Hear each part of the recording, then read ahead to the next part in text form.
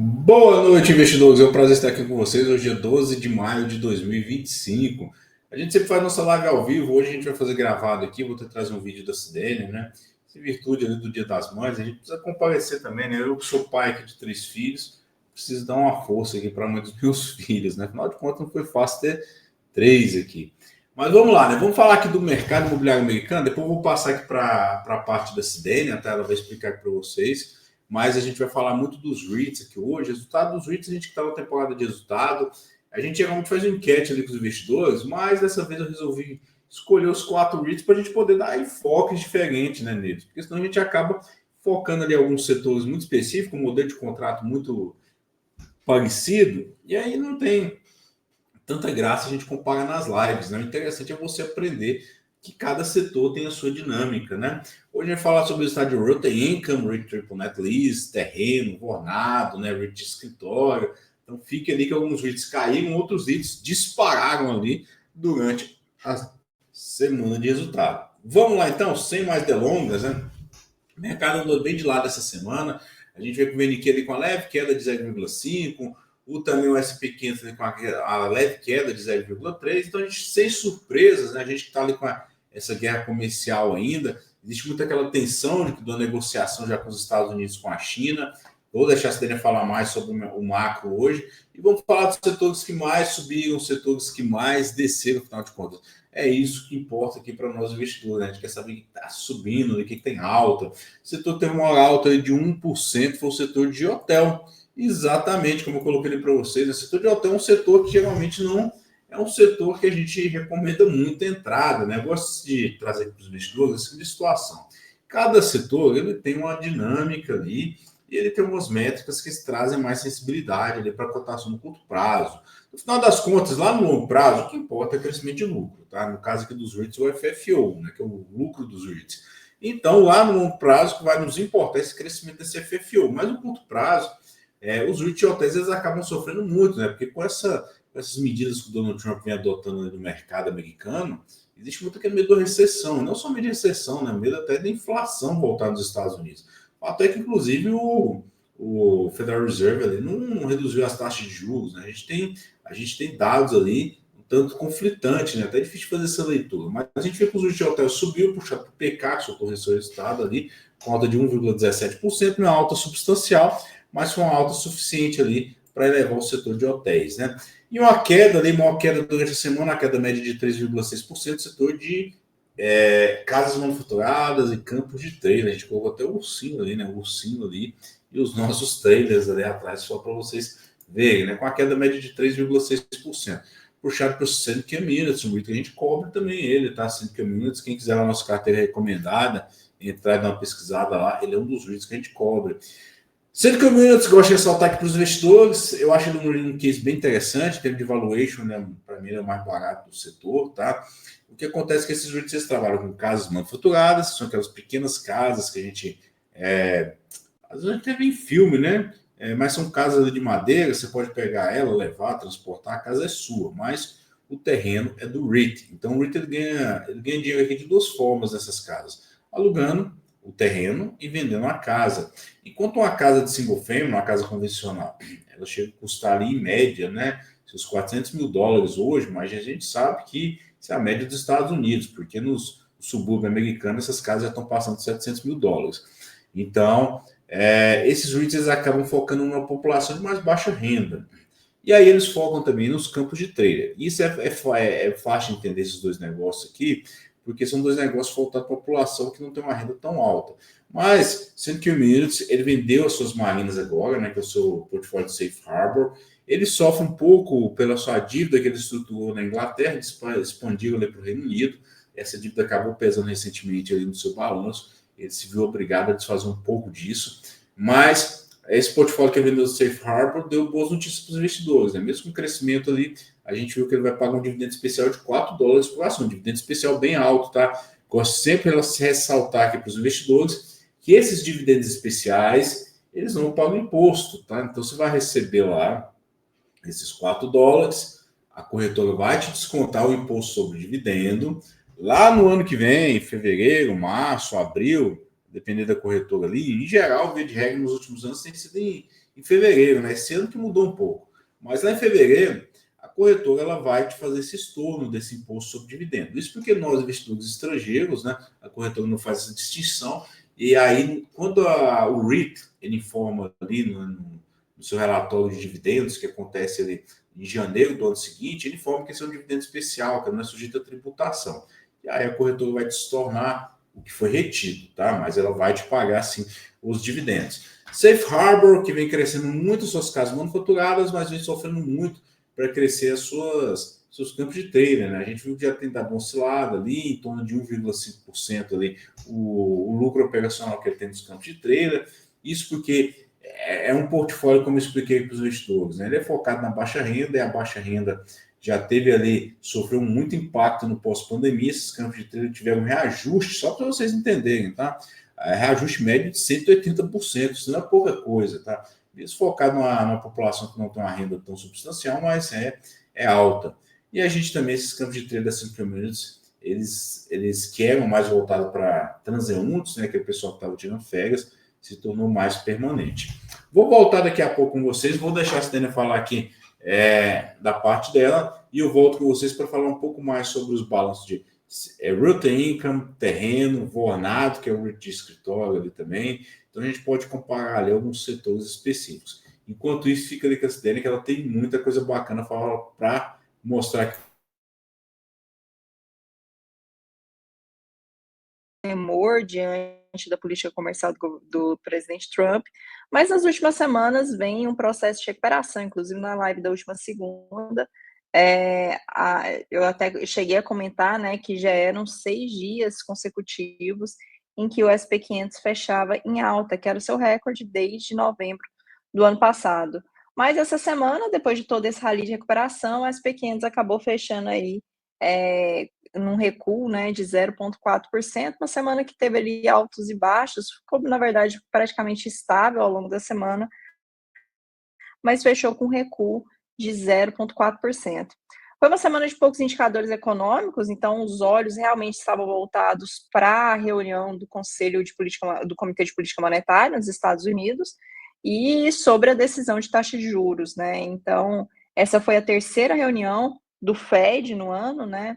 E a decisão foi pela manutenção da taxa de juros, que permanecerá na faixa de 4,25, 4,50, conforme a gente pode ver até destacada aí na figura em verde, né, a taxa alvo agora nesse momento, e também já era amplamente esperado pelo mercado que permaneceria nessa faixa de taxa de juros.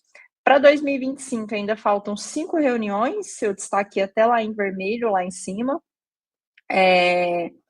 e a expectativa do mercado para a próxima reunião, que vai ser em junho, pelo menos por agora, é de que a faixa permaneça inalterada, então a gente permaneceria aí, né, pela quarta reunião do ano, com o mesmo nível de taxa de juros. O Fed também anunciou que continuará reduzindo a sua conta de mercado aberto do sistema, permitindo aí que até 5 milhões de títulos do Tesouro e até 35 bi em títulos lastreados em hipotecas fossem sacados a cada mês. A decisão de manter a taxa de juros estáveis foi baseada na avaliação de que as condições do mercado de trabalho permanecem sólidas e a inflação permanece elevada. Inclusive, semana passada eu até trouxe o resultado do índice de inflação, né, do PCI, que ele permaneceu estável nesse mês, não teve avanço, e ele está acumulado, o núcleo do PCI está acumulado ali em 2,6%. E a meta do Fed para esse índice específico é de 2%. Então, o Fed aí, na verdade, Jerome Powell, que é o presidente do Federal Reserve, ele utilizou como essa justificativa, né, que a inflação permanece alta e o mercado de trabalho permanece sólido. Olhando para o futuro, a incerteza sobre as perspectivas econômicas aumentou e o risco de maior desemprego e inflação mais alta também aumentaram, segundo o próprio Powell. E aí, uma das frases que foi muito repetida ao longo do discurso é sempre muito importante, porque a gente fica aqui olhando para as decisões, sendo que nós já esperamos qual que vai ser a faixa de taxa de juros, né? Então, acaba que nunca é pego de surpresa o mercado. Mas o mercado sempre está buscando, na verdade, esse discurso pós-decisão que é o discurso que orienta, né, que entrega quais são as perspectivas para o futuro aí em relação à política monetária. E aí, como eu falei, esperar e verá, espere e verá é uma das frases que foi mais repetidas ao longo do discurso. Na verdade, Jerome Powell falou isso por cerca de 16 vezes. Ele ainda enfatizou que, embora o governo atual esteja propondo muitas mudanças na sua política tarifária que podem impactar a economia, eles não sabem ainda quais são essas mudanças e exatamente também não sabem exatamente quando essas mudanças serão implementadas ou qual vai ser a duração dessas mudanças, ou seja, é muita incerteza. Então, o Fed precisa aguardar para ver qual vai ser o impacto delas antes de poder efetivamente responder a essas mudanças. E, como afirmou ainda Jerome Powell, estamos atentos para não tentar fazer julgamentos conclusivos sobre o que acontecerá em um momento em que os fatos estão mudando.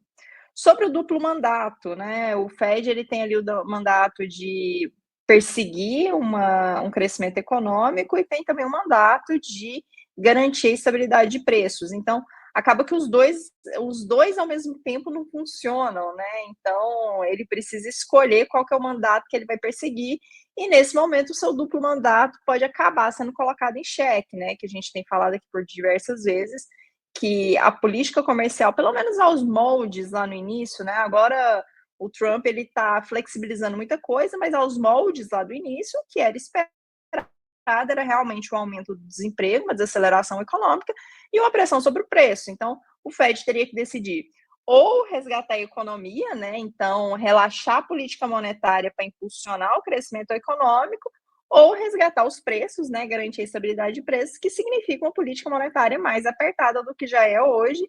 Então, acaba que esse duplo mandato do Fed é colocado em xeque nesse momento.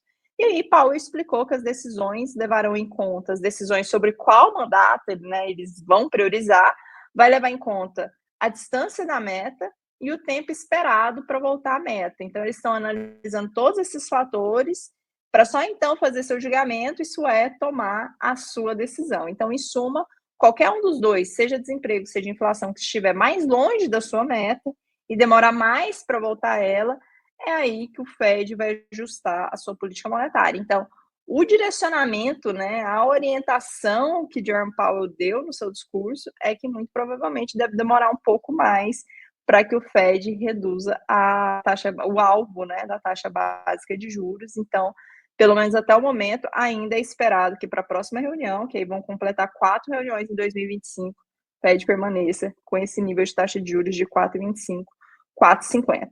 E aí, quem deu as caras, né, após a decisão de Jerome Powell?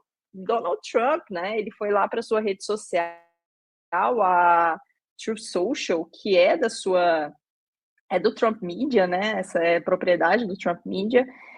E aí ele postou lá, né, chamando o Powell de tolo. Tarde demais, Jerome Powell é um tolo que não tem a mínima ideia. Tirando isso, eu gosto muito dele, disse Trump.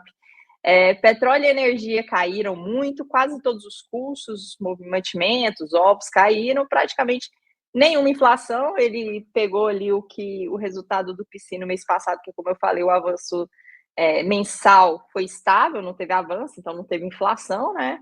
Dinheiro das tarifas entrando nos Estados Unidos, exatamente o oposto de tarde demais. Aproveite, acrescentou aí o presidente na sua postagem. Lembrando, né, que no mês passado o mercado reagiu fortemente após as críticas do Trump, que Trump fez a Powell, dando a entender, inclusive, que poderia vir a demiti-lo, né?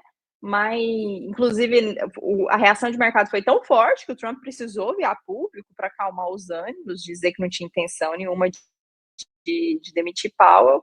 Mas, bem, além da decisão do Fed,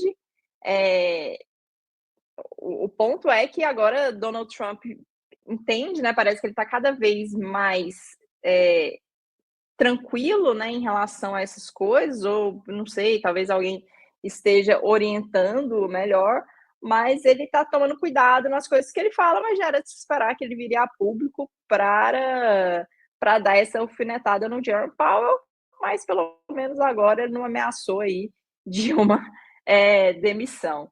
Bom, o que mais que a gente teve na semana, né? Além da decisão da taxa de juros, a gente também teve alguns desdobramentos aí acerca das tarifas. Então, novamente, o assunto tarifas, né, está em destaque, mas dessa vez de forma positiva, não de forma negativa. Então, a começar aí pelo acordo com o Reino Unido, né, que foi divulgado nessa semana, os Estados Unidos que está lá na Suíça, fechando acordo com diversos países, inclusive o Trump falou que muitos acordos vão vir aí nos próximos dias, mas aí um dos mais importantes que fechou nessa semana foi um acordo com o Reino Unido, que proporcionará acesso a bilhões de dólares em produtos americanos, incluindo aí produtos agrícolas como carne bovina, etanol, e praticamente todos os outros produtos. Também vai eliminar inúmeras barreiras não tarifárias e proporcionará acesso a produtos químicos, máquinas e outros produtos americanos.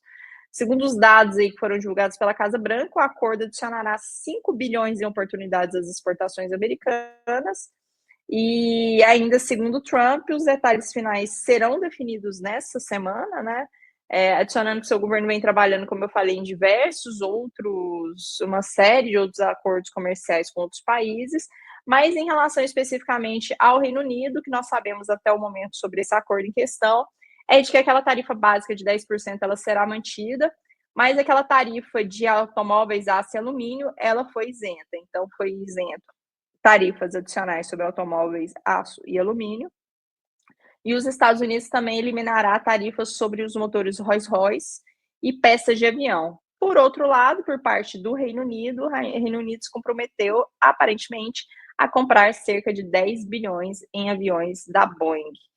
E, além do Reino Unido, outro que nós temos aí é com a China, né? Que, na verdade, os olhos do mercado estão realmente voltados para essa guerra comercial aí entre Estados Unidos e China, que foi uma das razões que fez com que o mercado nas últimas semanas fosse tão derrubado, porque a China não abaixou a cabeça para os Estados Unidos e foi subindo as tarifas também, né? Subia de um lado, subia de outro. E agora, ao que parece, é que as coisas com a China estão se desenrolando também de forma positiva, com o objetivo de aliviar as tensões e mitigar aí a pressão econômica, né, que ambos os países podem começar a sentir. O secretário do Tesouro, Scott Bessent, e outras autoridades, eles vão se reunir com as autoridades chinesas de alto escalão na Suíça, como eu falei, para iniciar essas negociações, e o Trump sugeriu que uma redução, né, a possibilidade aí de uma redução da tarifa atual de 145% para 80%. Então, parece certo que veremos essa redução aí significativa, graças, né, ao secretário do Tesouro, que é quem está conduzindo essas negociações, e como eu falei, muitas outras negociações estão por vir aí ao longo da semana. E tudo isso nos mostra que não faz sentido, né, para as empresas e para nós também ficar baseando nossas decisões de investimento em políticas claramente suscetíveis a desmoronar aí pelo chão. Então, vale para o investidor, vale para as empresas, muitas empresas não estão baseando suas decisões de investimento nessa política tarifária porque sabe que elas é só um jogo de poder, né? Então, o pessoal vai sentar, vai conversar, porque não é bom para nenhum dos lados. Então, tanto as empresas quanto os investidores devem basear as decisões em um horizonte bem maior e não sobre essas políticas, né? Que, como eu falei, entrou em pânico aí o mercado nas últimas semanas, graças a ela. E falando agora sobre os resultados trimestrais, né, das empresas, hoje eu vou trazer aqui uma que a gente acompanha já há bastante tempo, né? Desde quando o canal surgiu, desde quando eu comecei a trabalhar com o Ismael, que é a Disney, a Walt Disney.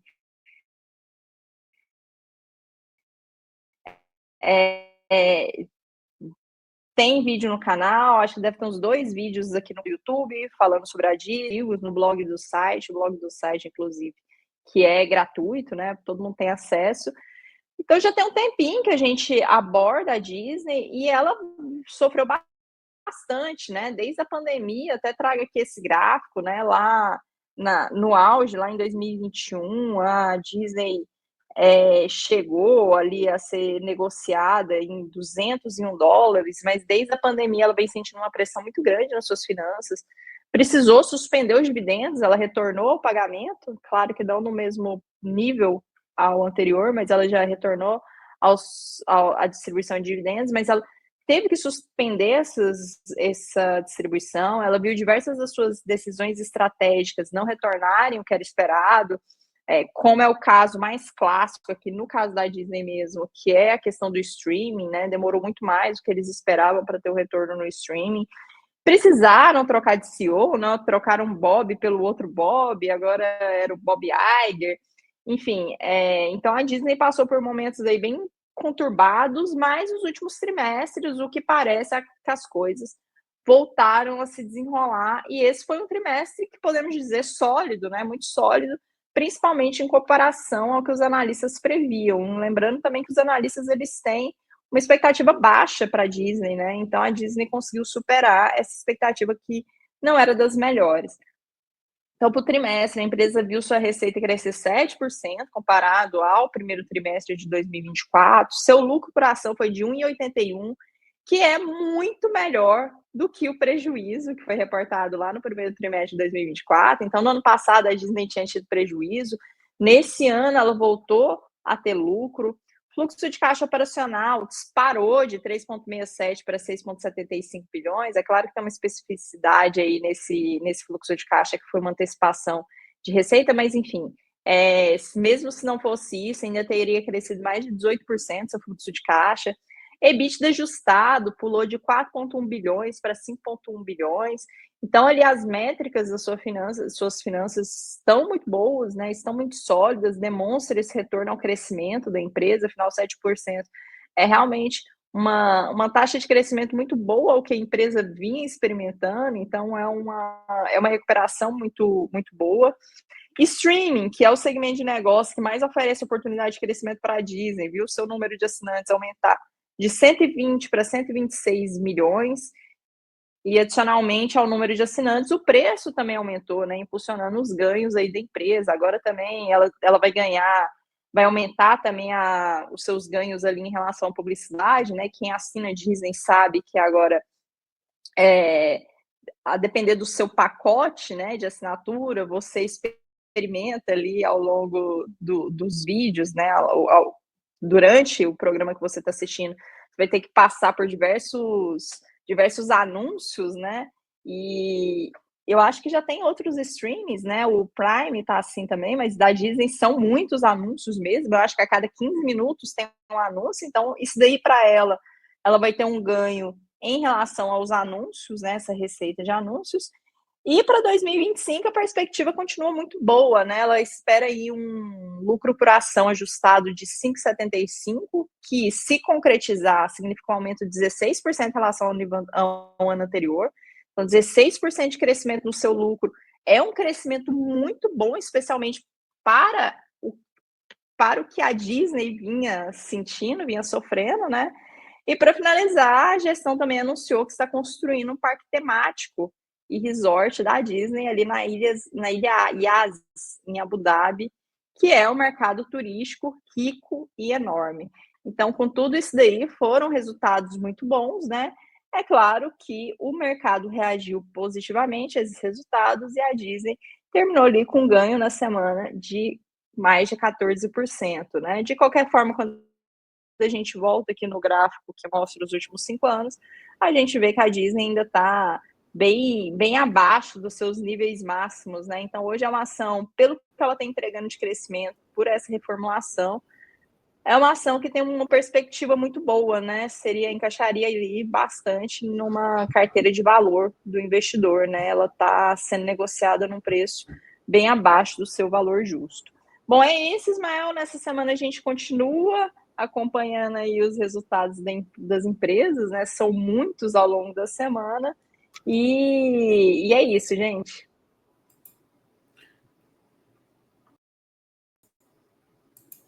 Muito bom, pessoal. Vamos voltar aqui para os REITs, então. Você daí falou o resultado de Disney, né? O embrólio lá do Trump com o Jerome Powell, taxa de juros aí que não desceu.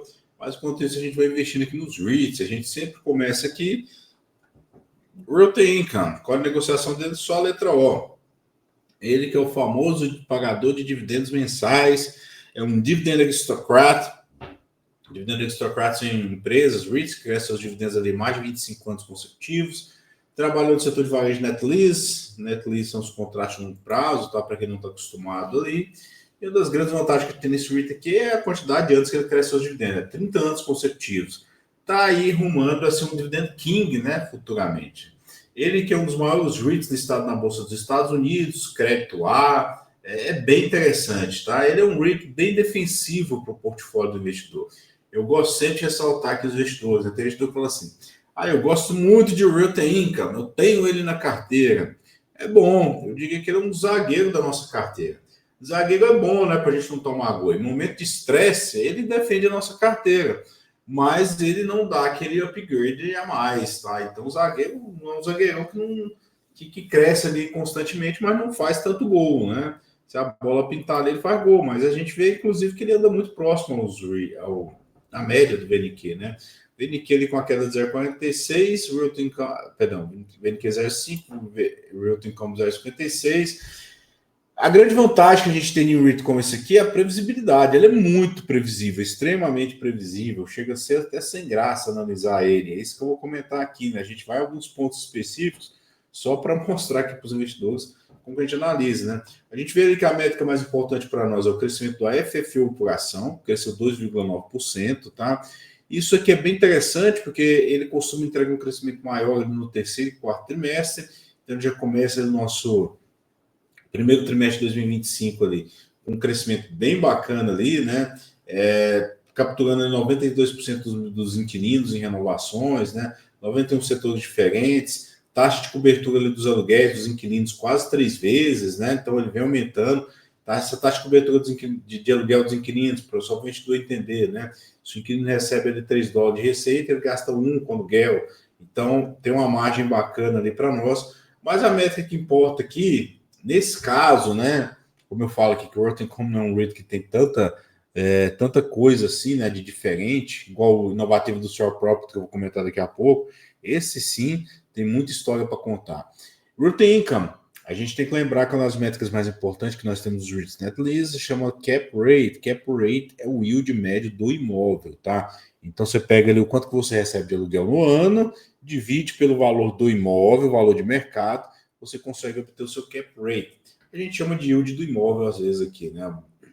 O cap rate médio das aquisições de Realty Income antes da pandemia chegava ali na casa de 6,1%, 6,2%.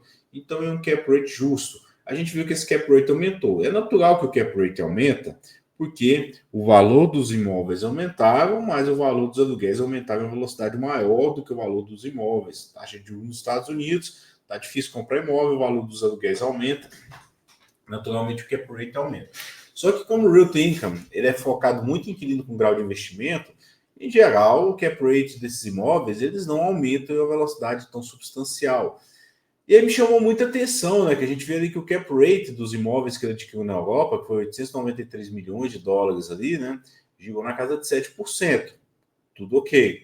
Mas dos Estados Unidos, 8,3% foi algo muito forte, tá? Então, assim, esse cap rate aqui, eu vou ver em REITs como Essential Properties, que é um rate que ele não foca em inquilinos com grau de investimento, são inquilinos com investimento mais baixo. Então, grau de investimento mais baixo, naturalmente o risco é maior, você impõe ali um aluguel mais elevado para esses inquilinos. Então, o Realty Income vem expandindo ali com um cap rate bem mais elevado. Mas é lógico, né? Quando a gente olha o portfólio todo desse REIT aqui, ele é um gigante. Ele é um monstro dentro do mercado imobiliário. Então, isso aqui acaba se diluindo naquele cap rate médio de contratos ainda que foram feitos em 2018, 2019. Então, a gente espera ali que as renovações, taxa média de renovação dos imóveis de Realty Income para os próximos anos venha em um ritmo forte ainda, tá? Isso é um fato interessante. Aquisições e vendas ali, né? 50 propriedades adquiridas, 55 vendidas, né? Projetos ali com a Lead e a IKEA, né? Na Europa, também expandido muito para a Europa. Só dívida EBITDA ali 5,4 vezes, como eu expliquei para vocês, dentro do normal, a gente considera saudável até 6 vezes. Não é a única métrica de dívida, tá? Gosto sempre de ressaltar isso, mas até 6 vezes a gente considera normal, taxa de cobertura de dívida ali 4,7 vezes, né? Taxa de juros, exposição a juros variáveis, 6%, ainda é baixa, tá? E a liquidez total de 2,9 bilhões. Olha só, essa liquidez aqui ele já compra uma porrada de REIT aqui, tá? A gente já lista aqui que ele compra ali pelo menos uns 8, 9 REITs net lease só com essa liquidez que ele tem. Lógico que ele não vai comprar o REIT com a liquidez dele, mas só para a gente ter uma ideia do tanto que o REIT tem capacidade de crescimento ainda, tá? Acredito que muito investidor tem o real income na carteira. Sempre fala que a gente comenta ele aqui para vocês porque a gente acaba sendo um REIT muito pedido, né?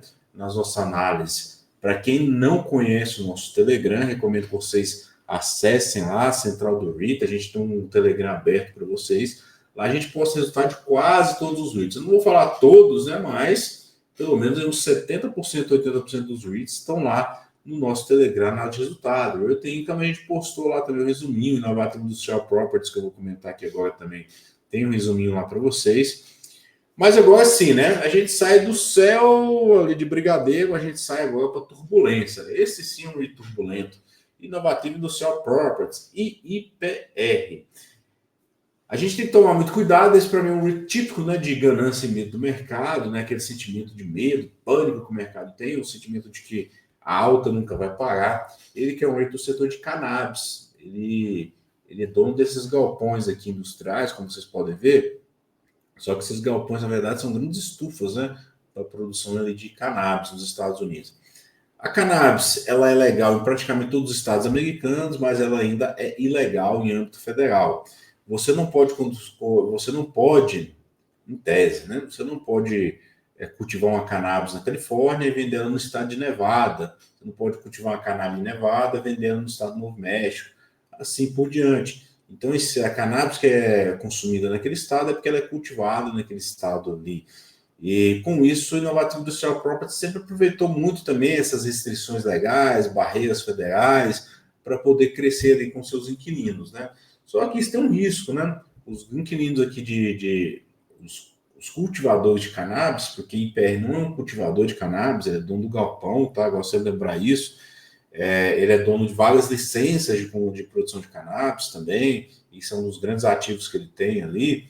Ele não é propriamente cultivador. Então, existe essa diferença que eu tenho que lembrar sempre para os investidores aqui, tá? Se você quer investir em empresa de cultivo de cannabis, esse aqui são algumas delas, né? PharmaCann, Parallel, Holistics, né? Live, assim por diante, Green Thumbs. A PharmaCann é o maior inquilino deles ali, aí eu gosto de falar aqui de novo, né? Um dos problemas que nós estamos tendo de volatilidade. PharmaCann, que é o seu maior inquilino, 16% de sua base locada ali, ela tem hoje 11 imóveis locados, 11 exatamente. Perdão se eu errar aqui, mas é 11, tem quase certeza que são 11 imóveis locados, ela está vendendo de plante 9. Então ela ficou vendendo de plante 9, e na Batendo Industrial Properties está relocando esses imóveis aqui, esses 9 imóveis que eles estão inadimplente. Eles já têm um projeto agora para até agosto, relocar para novos inquilinos, eles precisam repassar essas licenças para os novos inquilinos também, mas ele tem outros inquilinos agora que entraram em processo de inadimplência. Esses aqui são os maiores, desses maiores, o mais problemático hoje é a PharmaCann, tá? Mas tem outros que ainda são problemáticos ali também. Muito volátil, né? Se vocês observarem aqui a cotação dele, o VNQ está ali em roxo, o VNQ anda ali quase que em linha reta perto do IPR. O IPR desce ali mais de 5%, depois sobe com balanço, depois desce novamente. A gente viu ali uma queda, né, na sua receita. O que mais importa para nós é o nosso AFFU por ação, com a queda de 12%. Essa queda de 12% já torna o dividendo de IPR inviável. Então, eu confesso para vocês que eu não entendi por que eles mantiveram o dividendo por ação deles ali no patamar que eles têm hoje, né? Porque não tem viabilidade hoje, já passou payout, eles vão precisar cortar, né? Hoje, com 110 propriedades, dos seus inquilinos ali, tem 4 inquilinos inadimplentes, né? Expliquei para vocês que o maior é a PharmaCann, mas eu tenho outros inquilinos menores ali, que é a Forefront, Goldfloor e a Tilt, tá? Eles nem aparecem naquela lista dos maiores, o maior que aparece ali para nós, como eu expliquei, PharmaCann. Eles estão reposicionando ali 9 imóveis hoje da PharmaCann e novos contratos ali, né? Que é a Berry Green, Michigan e outros operadores ali de não cannabis na Califórnia. Isso é interessante, porque eles vêm focando também em investir em outras culturas, que não seja só cannabis, né? Cannabis hoje está bem complicado hoje nos Estados Unidos para se investir, principalmente em virtude dessa proibição em âmbito federal, né? E a gente não vê ali, hoje com a Câmara e o Senado dos Estados Unidos majoritariamente republicano, a gente não tem uma perspectiva tão boa de liberação da cannabis em âmbito federal, e isso acaba dificultando um pouco ali a perspectiva para os inquilinos, não propriamente para o REIT, tá? A grande vantagem que eu vejo ali no REIT hoje é a sua dívida baixa, né? Até coloquei ali, né? Hoje tem uma dívida ali de 11%, né? Dívida de ativos, seu dívida EBITDA é baixa, em torno de 2 vezes, é um dos os REITs com a menor alavancagem que a gente tem no mercado, cobertura de dívida de 16 vezes. Então, a alavancagem do REIT em si, ela não é um risco tão grande, diferente de outros REITs, que tem inquilinos inadimplentes, como é o caso de Medical Properties, né? Tanto é que eles vêm fazendo recompra de ações ali, né? Recomprou ali 371 mil ações ali, a um preço médio de $54, mantiveram o seu dividendo ali em $1,90. Eu não vejo possibilidade de eles manter esse dividendo. Eu acredito que até o final do ano eles devem cortar esse dividendo aí, falando trimestralmente, né? Que hoje é 1,90. É bem provável que eles cortem para a faixa de 1,30. É o que a gente precifica aqui. Inclusive, a gente cobre na Nova Industrial Properties. Esse $54 que está hoje está bem abaixo do seu valuation, tá? Eu diria que é um REIT bem barato, mas ele não é um REIT para iniciante. Então, se você está começando no mercado hoje de REITs, vai lá no arroz com feijão, tá? Vai lá no Realty Income, que a gente falou no primeiro ali, tá? Inovativa Industrial Properties é para aquele investidor ali que tem um pouco mais de estômago, tá? Pode subir muito, mas pode ainda descer. A gente já precificou, já falei há 3 meses atrás, inclusive num relatório nosso lá, do nosso site, para os nossos assinantes, a gente bateu que ele ia estabilizar na faixa de $55, mas podia descer ainda para os 45, segundo 2 pontos de suporte dele ali. E de fato, hoje eu estou oscilando na casa dos seus $54, $55, como a gente previu que ia acontecer. Ele ainda vai tomar uma pancada, porque, como eu falei para vocês, eu não vejo possibilidade dele manter esse dividendo na casa de $1,90, tá? Seria até melhor para ele reduzir dividendo hoje para poder fazer investimento, né? Que pese a gente ver que ele está recomprando ações, mas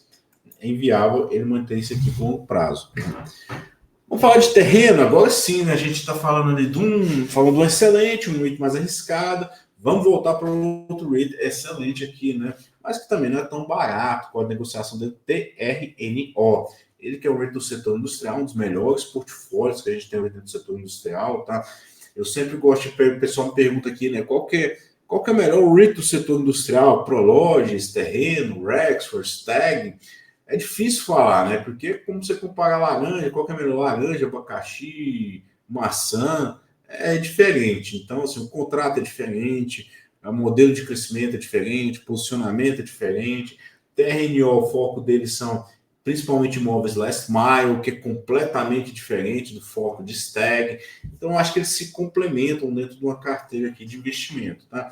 Terreno, ele tem, assim, eu gosto de falar que tem, a gente tem Prologis e tem o resto dos REITs, né? Não que o resto seja ruim, mas com exceção de Prologis, ele é o melhor portfólio aqui em termos de qualidade de localização, tá? Seria TRNO. A gente pode ver ali que o foco dele são 6 grandes mercados costeiros dos Estados Unidos, tá?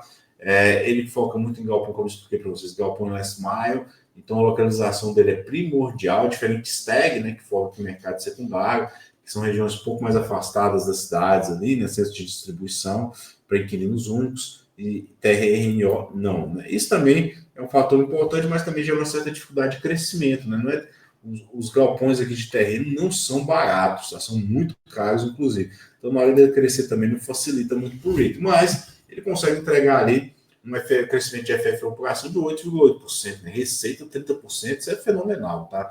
É fora da curva aqui. Mas o que nos chama a atenção aqui é o NOI na mesma propriedade, de 7%. Tá? Então, assim, receita líquida operacional dele, 7% é muito alta, tá? Eu coloquei lá no final, ó, reajuste médio dos aluguéis, 34%. Então, a gente vê, né? Não é fácil você montar um reajuste médio de 34%. Que pesa Stag mantém isso, tá? O Rexford está mantendo ainda na casa dos seus 50%.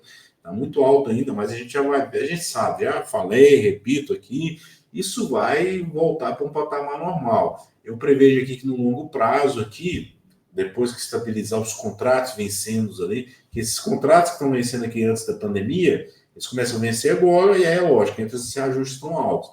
Mas no pós-pandemia, nos contratos pós-pandemia, a gente ainda vai ver taxa média de 10 a 15%, que é o que a gente precifica, que olha só, é muito forte, tá? 10, 15% de ajuste de aluguel nos Estados Unidos não é baixo, tá? E de fato ele mantém uma retenção média ali de 71% dos seus inquilinos, né?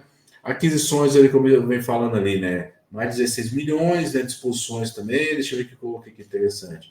Dívida e liquidez, né? Sem dívida para vencer em 2025, são fato bem interessante para eles aqui, né? Apenas 50 milhões para vencer aqui em 2026. É um REIT bem estruturado. Eu falo aqui, né, que TRNO é um REIT que a gente gosta muito. A gente só tem ele na nossa carteira. A gente tem 3 modelos de carteira, que é a carteira conservadora, moderada e agressiva. Essas carteiras elas estão lá nos nossos relatórios mensais. E aí a gente vai aportando todo mês $1.000 nela. A ideia é que esses $1.000 sirva como uma base de orientação para o investidor fazer os seus aportes mensais também, tá? TRNO, a gente mantém ele só na nossa carteira agressiva. E não é porque eu acho que ele seja um REIT para aquele investidor agressivo só. Ele é um REIT que valeria muito para o investidor iniciante também. Só que o valuation dele é muito esticado ainda. Essas taxas de aluguéis ainda estão muito lá em cima. A gente acaba mantendo ele mais para o investidor agressivo ali, porque é um investidor que acompanha mais de perto o mercado. Mas eu acho que TRNO, se você é um investidor de longo prazo, ele vale também um pouquinho na sua carteira, diferente de IPR. IPR, esse, se você é um investidor iniciante, investidor conservador, ele vai demorar muito, tem que mudar muito fundamento para ele entrar dentro da carteira, tá? Mas vamos terminar aqui com o último REIT, Vornado. Por que eu quis trazer Vornado? Porque a gente fala muitos outros REITs, né? A gente acaba incluindo muito REIT Net Lease. E o REIT Net Lease, como eu falei para vocês, não tem tanta pancada assim dentro dos balanços, né? Mas Vornado não. Vornado a gente sempre fala de SL Green, a gente fala ali de que mais? Boston Properties, né? A Alexandria, que é um meio do caminho ali, do setor de saúde, setor de escritórios. E Vornado fica um pouco esquecido aqui nas nossas análises. Vornado que tem esse nome porque é um REIT, né? Na verdade, ele começou como uma empresa que fabricava ventilador, só por curiosidade. Hoje é dono de grande parte de imóveis ali em Manhattan, principalmente na região do Penn District. Subiu muito a cotação, né? 4,5%, fechou a semana, chegou a bater 6,61%. Eu confesso para vocês que desses 4 REITs que a gente analisa, o Vornado foi o que mais me surpreendeu no resultado trimestral, tá? FFO por ação crescendo 26%, isso aqui é fenomenal, tá?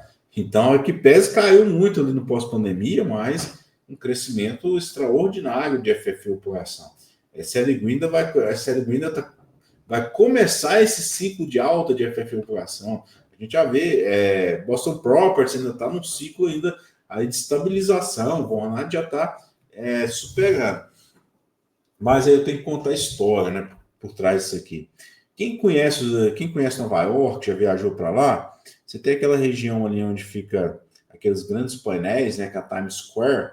Logo abaixo dela, você tem a Penn Station, que se eu não me engano, é a maior estação de metrô de Nova York, né? Eu acho que é a maior aqui, se eu não estiver errado. Mas, enfim, você sai da Penn Station ali, você tem o Madison Square Garden e você tem diversos outros prédios ali. É muito grande aquela região. Só que é uma região que ela não é tão valorizada, né? Quem já frequentou aquilo ali sabe que não tem a mesma qualidade, né? Aí de outros imóveis ali. Mas acabou sendo uma região de grande circulação, principalmente pelo Madison Square Garden e pelo Penn Station ali. E Vornado tem um projeto ali de redesenvolver toda aquela região, né? Principalmente o Madison Square Garden ali. Então essa é uma grande vantagem que o REIT tem aqui. Eu confesso que eu nunca postei muito naquilo, porque quando eu passava em Nova York, lá que eu vi aquela região, até hoje eu passo, eu confesso que é uma região que eu acho muito atrativa assim, para imóveis classe A. É muito diferente do Distrito Financeiro, que fica na região sul, da região norte ali, que é mais próxima do Central Park, né? Então é uma região que não. Manhattan é bem grande, né? Então é uma região que nunca me agradou tanto, mas o Vornado acabou me surpreendendo nesse quesito aqui, né? Sempre se tornou ali 3,5% ano a ano, né? Os REITs escritórios estão lutando para manter. Aí a gente vem naquela máxima, né? Copo meio cheio, meio vazio, meio cheio. Vornado, os REITs escritório como um todo, né? Sempre foram REITs que o mercado enxergavam eles com um copo meio vazio. E aí, quando eles apresentam resultados, como o Vornado apresentou agora, o mercado fala um copo, acho que é meio cheio. E aí o mercado dá aquela empolgada aqui com o REIT, né? Eu acho ele um REIT bem interessante aqui para o setor de escritório, que pese, eu acho que tem outros REITs que, em termos de portfólio, um portfólio melhor, tá? SL Green tem um portfólio melhor, Boston Properties nem se compara, para mim o melhor do setor seria o Boston Properties e o Cousin Properties também, mas essa reestruturação que o Vornado vem fazendo, né, que eles vêm praticamente reestruturando um bairro inteiro, é uma reestruturação que pode dar muito certo. Como o valuation é baixo, o mercado acaba subindo ele ali, né? E outra coisa que empolgou muito ali também, né, foi o contrato que eles fecharam com a Universidade de Nova York, a 770 Broadway, né? Um contrato net lease de 70 anos, tá? Olha só, 70 anos de contrato ali, são contratos muito longos, né? Isso dá uma estabilidade aqui para nós. Geralmente, REITs de escritórios, principalmente de Nova York, eles não têm uma quantidade muito grande de contratos net lease, e quando um REIT apresenta contrato net lease desse tipo aqui, o mercado gosta da estabilidade que ele passa a oferecer ali para nós, né? E o aumento de aluguel ali de 6,5%. Pode parecer pouco, tá, pessoal? 6,5%, mas para os Estados Unidos é alto, tá? Mesmo para o setor residencial é alto, um aluguel, um reajuste de 6,5%. O setor de escritório, que ainda não voltou totalmente da pandemia, é mais alto ainda. Então, é um REIT que vem apresentando resultados positivos, ao meu ver, tá? Isso aqui é muito interessante, porque isso nos dá um pouco, ao meu ver, né? Pensando aqui nos REITs que a gente cobra mais de perto, nos dá mais esperança de um retorno mais forte aqui de outros REITs, como a SL Green, que já retornou muito, né? Boston Properties. Então, a gente tem diversos outros REITs, o Hudson Pacific, mas que esse depende muito do setor cinematográfico, agora vem sofrendo muito caixina ali, né?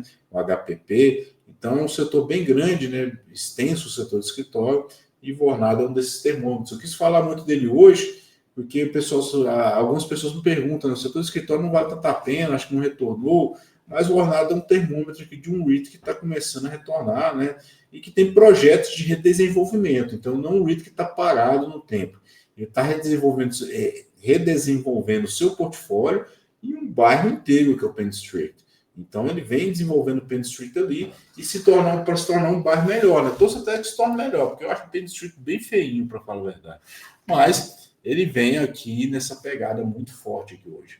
Espero que vocês tenham gostado da nossa live aqui. Eu sei que eu falei muito, a Cidênia falou, a gente não respondeu, né? Porque como eu expliquei para vocês questões pessoais hoje, a gente se encontra semana que vem, a gente fecha o balanço e comenta mais como foi o balanço aqui líquido de todos os REITs que soltaram resultados aqui no primeiro trimestre de 2025. Pessoal, não deixe de seguir o nosso canal Central do REIT e a Central do Stock e assinar a nossa carteira recomendada, né? centraldoreit.com.br. Um abraço.